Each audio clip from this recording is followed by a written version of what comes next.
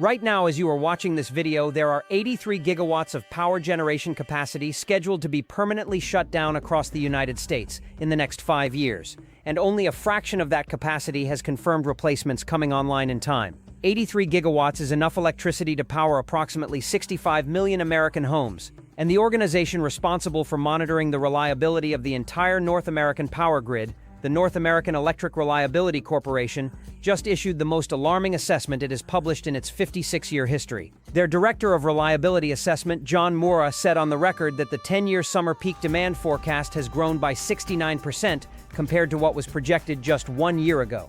69%. In 1 year, the forecast nearly doubled. And he said something that should have been screaming from every front page in the country. He said that in recent years we have witnessed a decline in reliability, and the future projection does not offer a clear path to securing the reliable electricity supply that is essential for the health, safety, and prosperity of our communities. That is not a pundit. That is not a YouTuber. That is the director of the Federal Reliability Watchdog for the entire electrical grid of North America, saying, in the clearest possible language, that the grid is becoming less reliable, that the trend is getting worse, and that there is no clear path to fixing it. And he described the current situation as an absolute step change in the risk environment surrounding reliability and energy assurance. Step change. That is engineering language for a sudden permanent shift from one operating state to another. Not a gradual decline, a discontinuity, a before and after. And the after is a power grid that cannot reliably serve the demand being placed on it.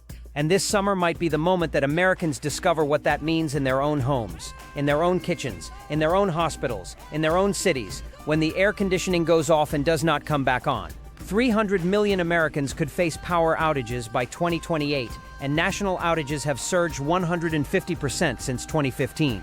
The Federation of American Scientists published an analysis warning that between 2024 and 2028, an alarming 300 million Americans could face power outages. 300 million. That is 90% of the country's population. And since 2015, national power outages have surged by over 150% owing to demand growth and extreme weather amplified by climate change. That is not a slow drift. That is an exponential deterioration in the reliability of the most critical infrastructure system in America.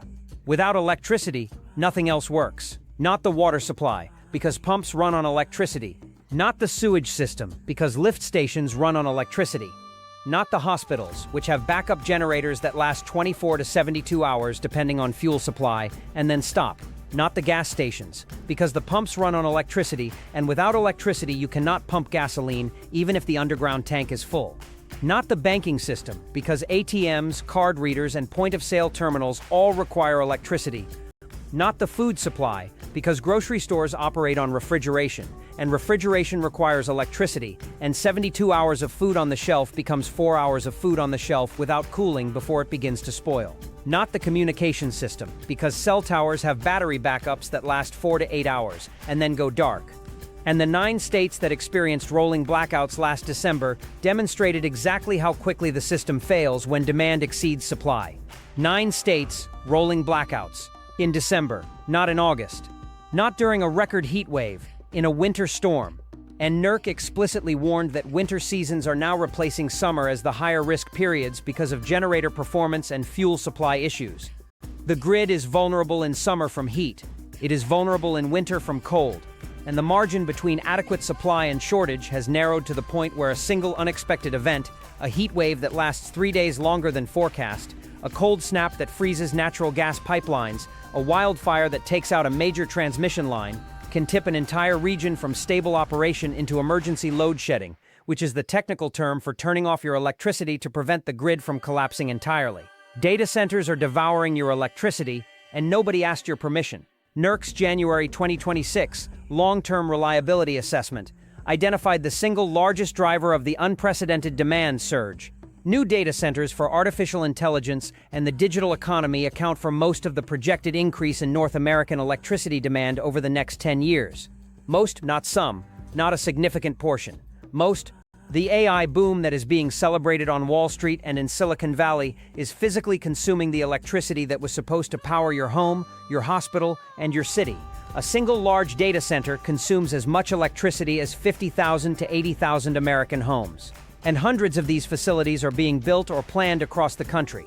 with the largest concentrations in Virginia's Loudoun County, which already hosts the densest cluster of data centers on Earth, in Texas, in Georgia, in Ohio, and in the Carolinas. The electricity demand from these facilities is so large that it is overwhelming the ability of the grid to add supply fast enough to keep up. NERC's summer peak demand forecast has grown by more than 50% within the last year. In a single year, the amount of electricity the grid needs to produce during peak summer heat has been revised upward by more than half, and the resource additions that were supposed to match that demand growth are not materializing. NERC's report stated explicitly that resource additions are not keeping up with generator retirements and demand growth, and that the overall resource capacity on the system has grown significantly less than what was projected. The data centers are being connected to the grid. The power plants to serve them are not. And the gap between what the data centers will consume and what the grid can produce is being filled by your electricity.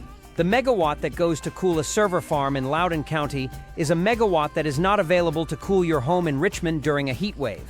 And the regions at highest risk read like a map of where most Americans actually live. NERC identified MISO, covering Illinois to Minnesota, as high risk for energy shortfalls beginning in 2026. PJM interconnection, serving 65 million people from New Jersey to Virginia to Illinois, faces elevated risks beginning in 2026. The Southwest Power Pool in New England face elevated risks under extreme conditions beginning in 2025 and 2026, respectively. ERCOT in Texas faces resource adequacy concerns as surging load growth outpaces dispatchable generation. The Southeast faces a potential shortfall in planned reserves over the 2025 to 2027 period as demand forecasts increase faster than the transitioning resource mix grows. And California routinely implements deliberate blackouts during dry and windy conditions to prevent wildfires. Add those regions together and you have covered more than 2/3 of the American population living in areas where the grid operator has either publicly warned of blackout risk or been flagged by NERC as facing elevated or high risk of energy shortfalls. 2/3 of the country. And those warnings were issued before the Iran war sent natural gas prices surging, before the March CPI showed energy prices up 10.9% in a single month, and before the summer heat season that will push demand to its annual peak. The warnings were the baseline. The reality will be worse. And nobody asked you. Nobody held a public hearing. Nobody gave you a vote on whether the electricity that was supposed to keep your family safe during a 105-degree day should instead be redirected to train a large language model. The decision was made by corporations, approved by regulators, and financed by Wall Street. And the scale of the data center build-out is staggering. Microsoft, Google, Amazon, and Meta have collectively announced more than $200 billion in data center capital expenditure for 2025 and 2026. Each facility requires a dedicated power supply equivalent to a small city. The grid interconnection queue now exceeds 2,600 gigawatts nationally, more than double the entire installed generation capacity of the United States. The average time from interconnection request to commercial operation is now 5 years. The demand is arriving in months. The supply to meet it is arriving in years. Utility companies in Georgia, Virginia, North Carolina, and Texas have filed rate cases seeking permission to raise residential electricity rates to fund transmission upgrades needed to serve data centers. Your electric bill is going up to build infrastructure that serves a server farm. And during peak summer demand, when the grid cannot serve everyone simultaneously, large industrial customers with firm power contracts are served first. Your home is served last. Your air conditioning is what goes off, so the server farm can stay on, and the infrastructure itself is aging in ways that compound every other risk. The American Society of Civil Engineers gave U.S. energy infrastructure a grade of C-. Much of the transmission network was built in the 1960s and 1970s with an expected lifespan of 40 to 50 years. That lifespan has expired. Transformers, substations, and high-voltage lines are operating beyond their design life across large portions of the grid. A large power transformer takes 12 to 24 months to manufacture, and global demand has outpaced production. If a critical transformer fails during a summer heat wave, the replacement may not arrive for a year. FERC has identified 30 critical high-voltage transformers whose destruction could result in coast-to-coast blackouts lasting months. 30 transformers out of thousands. In 2013, a sniper attack on California's Metcalf transmission substation knocked out 17 transformers with rifle fire. The attackers were never caught. The grid was not designed for the world it now operates in. It was designed for a cooler climate, a smaller population, a lower demand profile, and a generation mix dominated by large centralized power plants with fuel on site. Every one of those design assumptions has been invalidated, and the system has not been rebuilt to match the new reality. It has been patched, extended, overloaded, and prayed over. And there is a final dimension that makes this summer uniquely dangerous. The combination of the Iran war driving natural gas prices higher, data centers consuming unprecedented amounts of electricity, 83 gigawatts of generation scheduled for retirement, drought-reducing hydroelectric output in the West, wildfire season threatening transmission infrastructure, and weather forecasts showing above-average temperatures across most of the country creates a convergence of stress factors that the grid has never faced simultaneously. Each factor individually would be manageable. 2 or 3 simultaneously would be challenging. All of them at once, during a sustained multi-day heat wave that blankets the South, the Midwest, and the East Coast at the same time, creates conditions under which NERC's 1 in 6 probability estimate of rolling blackouts may prove optimistic. And the Americans who will suffer the consequences are not the Americans who made the decisions that produced them. The executives who built the data centers have backup generators. The politicians who approved the power plant retirements have air-conditioned offices. The utility shareholders who profited from deferred maintenance live in homes with whole-house generators that kick on automatically when the grid goes down. The consequences are borne by the people who cannot afford a generator, who cannot afford to leave, who cannot afford the $800 power bill that kept the air conditioning running for the weeks before the blackout, and who will sit in the dark in the heat wondering how the richest country in the history of the world cannot keep the lights on in July. And the consequence of that decision will be experienced by you, in your home, when the air conditioning stops working on the hottest day of the year because the grid does not have enough capacity to serve both the data center and your neighborhood at the same time. Power plants are closing faster than they are being replaced, and nobody has a plan to stop it. 83 gigawatts of generation capacity are scheduled for retirement in the next 5 years. That includes coal plants, natural gas plants, and nuclear plants. Coal retirements alone have removed hundreds of gigawatts of always available fuel-on-site generation from the grid over the past decade. And the replacements coming online are overwhelmingly solar and battery storage, which NERC described as inverter-based and weather-dependent resources that increase the complexity of planning and operating a reliable grid. Solar generates electricity when the sun is shining.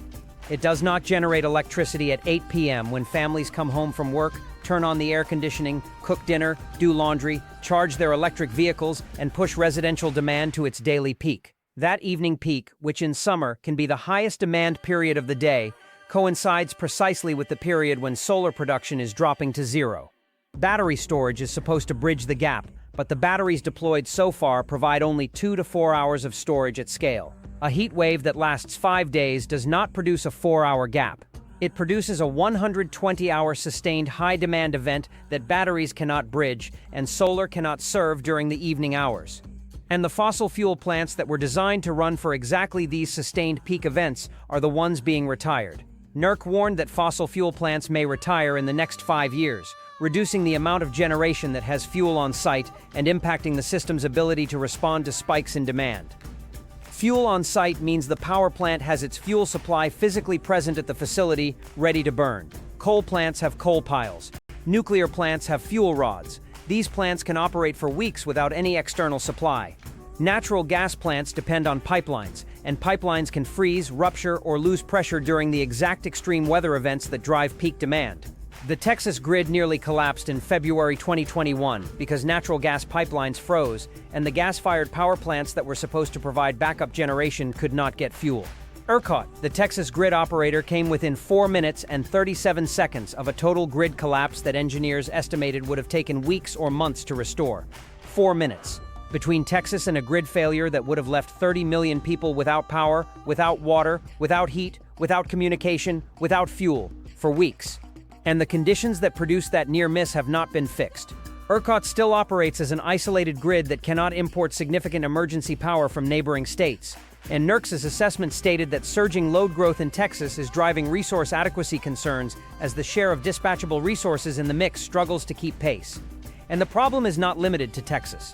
PJM Interconnection, the grid operator that serves 65 million people from New Jersey to Virginia to Illinois, faces elevated reliability risks beginning in 2026, according to NERC. The Mid-Continent Independent System Operator, which covers a vast swath from Illinois to Minnesota, faces a projected 4.7 gigawatt shortfall beginning in 2028 if expected generator retirements occur.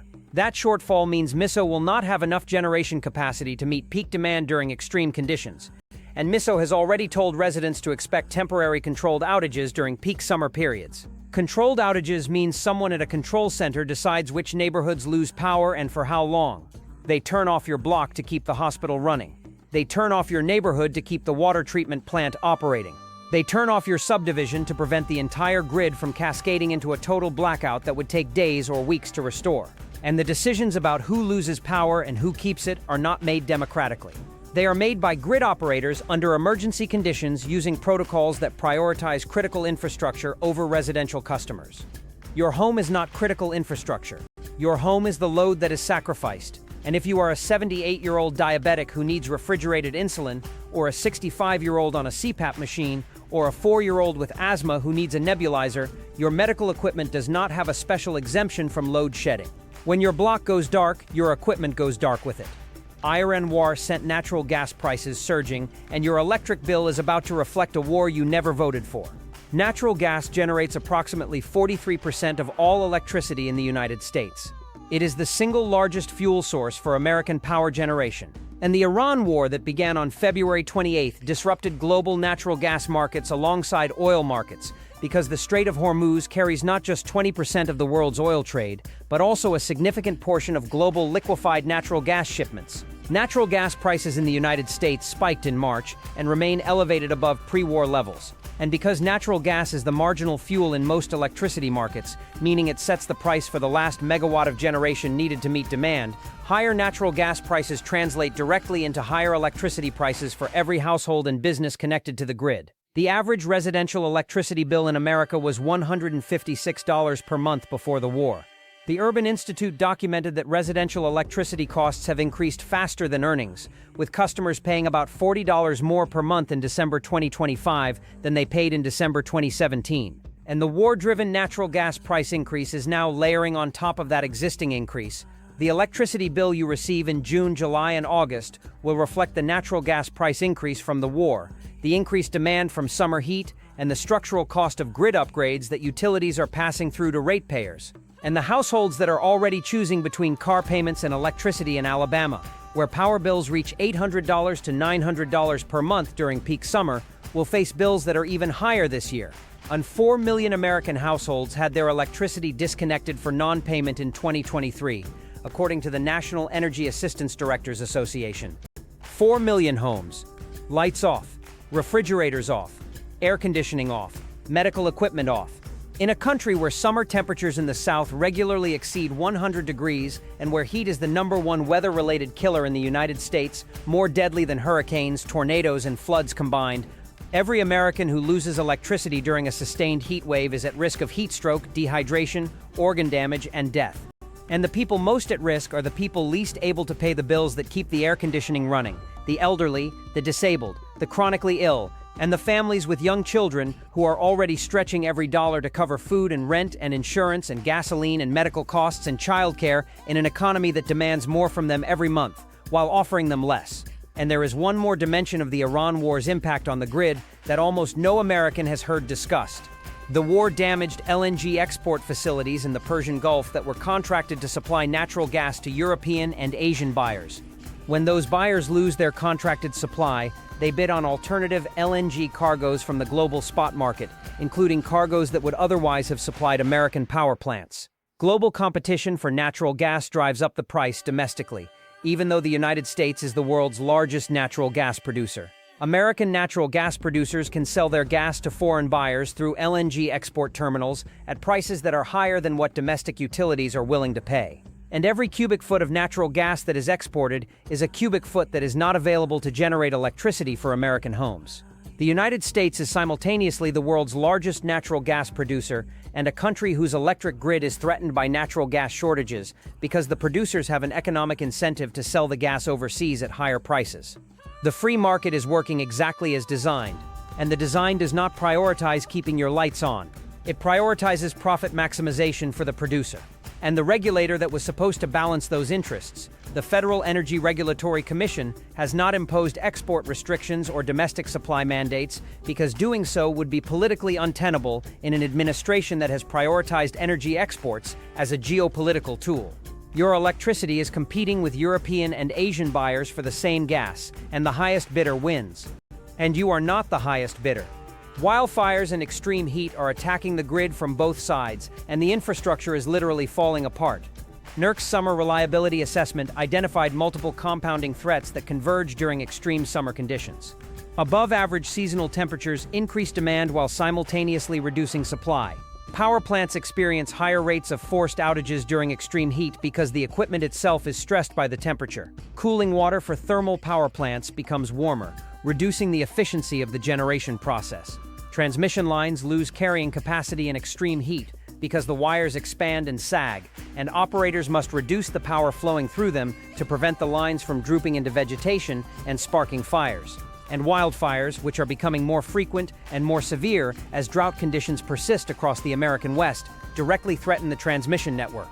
A wildfire that crosses a major transmission corridor can take out multiple high-voltage lines simultaneously, cutting off power to entire regions. California utilities now routinely implement public safety power shutoffs, deliberately turning off electricity to prevent power lines from sparking fires during dry and windy conditions. Hundreds of thousands of California residents lose power not because of a failure, but because of a deliberate decision to de-energize the lines that serve them. And the smoke from wildfires reduces the efficiency of solar panels, cutting generation capacity at the exact moment when the grid needs every megawatt available. A professor at Rice University named Daniel Cohan described the compounding nature of summer grid risk by noting that an extreme heat wave simultaneously causes stagnant wind that limits wind power generation, unexpected power plant outages from heat stress, and spiking demand as homes and businesses crank the air conditioning. Any one of those conditions is manageable. All three simultaneously is a crisis, and Cohan estimated that the probability of serious problems during any given summer is roughly 1 in 6, a 1 in 6 chance of rolling blackouts. That is the probability of rolling a specific number on a single die, and the climate is loading the dice. Every year, the average summer temperature rises. The probability of an extreme heat event that overwhelms the grid increases. And the grid's capacity to absorb that event is declining simultaneously because the power plants that were designed for sustained peak output are being retired and replaced by intermittent sources that cannot serve the same function. The grid was designed for a climate that no longer exists. It is being operated under conditions it was never engineered to handle. And the investments needed to bring it into alignment with current and projected demand require decades of construction that have not begun, financing that has not been approved, and permitting that takes 7 to 12 years for a major transmission project in the United States. The gap between what the grid needs and what the grid has is not closing. It is widening, and it will widen further this summer. And the summer after that. And the summer after that, until something breaks. And what breaks is not a statistic. It is the air conditioning in a home where a 78-year-old woman lives alone and does not have anyone to check on her when the temperature inside reaches 110 degrees because the power went out and nobody told her it was coming and nobody came to help.